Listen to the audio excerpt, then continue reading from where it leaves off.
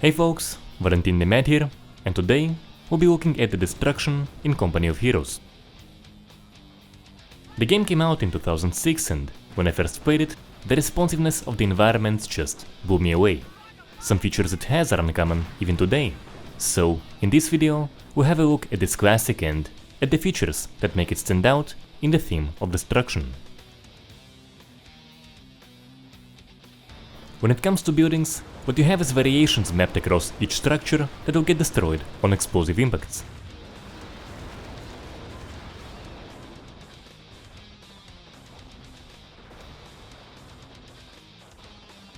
They're mapped across almost the entire structure and, even though the age is showing, they still look very decent.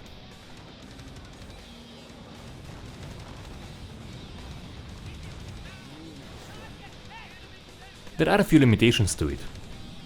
The destruction is not entirely based on variations. There is a building health bar and that can make for some oddities every once in a while.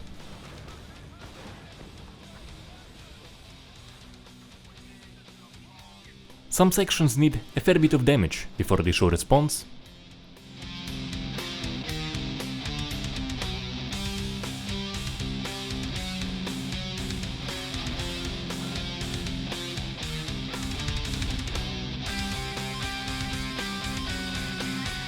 And some buildings do have leftover walls after it comes down that won't show further damage, and if I'm not mistaken, you won't see those damaged while the building is standing as well. Taking the game's age into account, however, those are by no means major issues. The functionality was very impressive back then and, even today, I think it still holds up very decently well.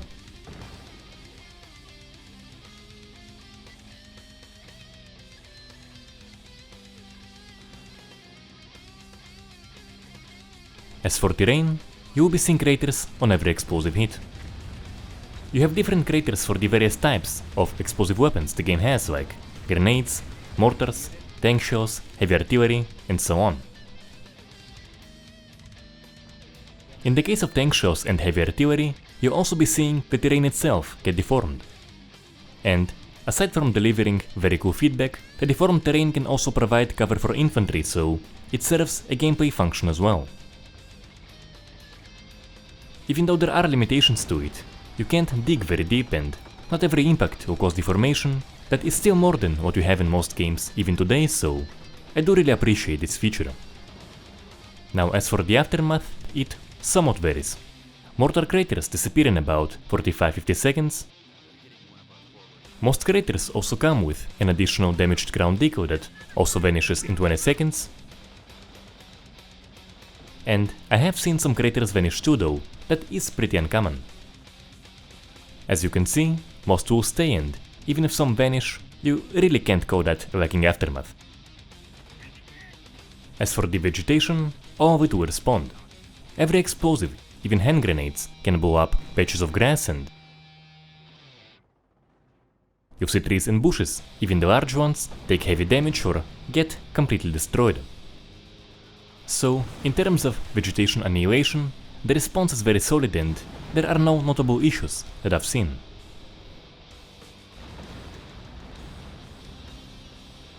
As in many other games of this type, you have a variety of Destructibles scattered around the maps. Some can provide cover for infantry until they're hit by explosives.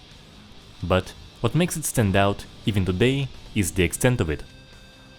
With relatively few exceptions, it seems like almost every object in the game will have a damaged or a destroyed variation. Walls around the river, see the sewer below, that too.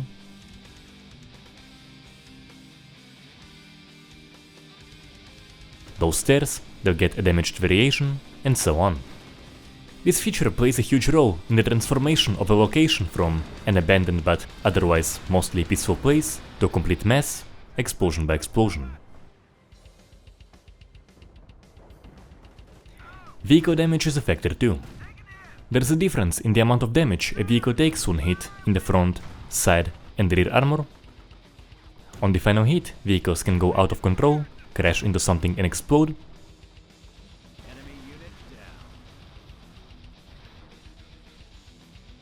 And there are features of a damaged and destroyed engine, as well as a destroyed main gun, which are visualized. I think there was track damage as well, but I believe only mines can activate it. Now the other features of engine and gun damage are mainly a bonus added on top. I saw them activated almost only when the vehicle was in low health.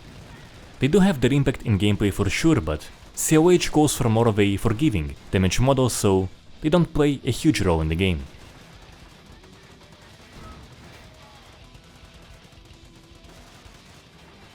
But the coolest thing about vehicles is actually what happens after they explode. The wreck will stay and provide cover for infantry until it is either hit by explosives or is ran over by a tank, and then it will disappear.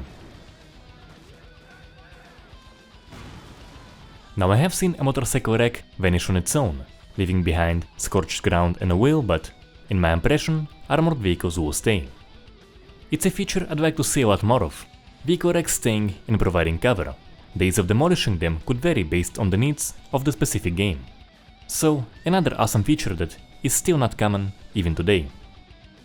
In conclusion, when it comes to the question, I see it, can I blow it up? The answer, in the vast majority of cases, is yes. You will be seeing the environments slowly transform, explosion by explosion, into a total mess. And cover can be created during the fight with vehicle wrecks and terrain deformation.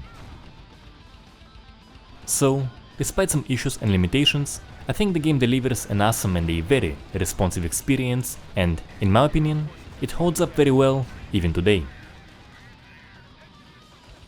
That is it for this video.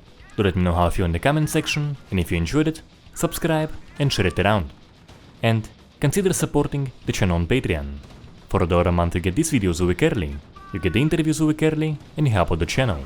So a big thank you to all the Patreon members, and consider joining as well. Also, if you like the music you hear in the intro, outro and in the background, the YouTube and Spotify playlists are in the description. Until next time.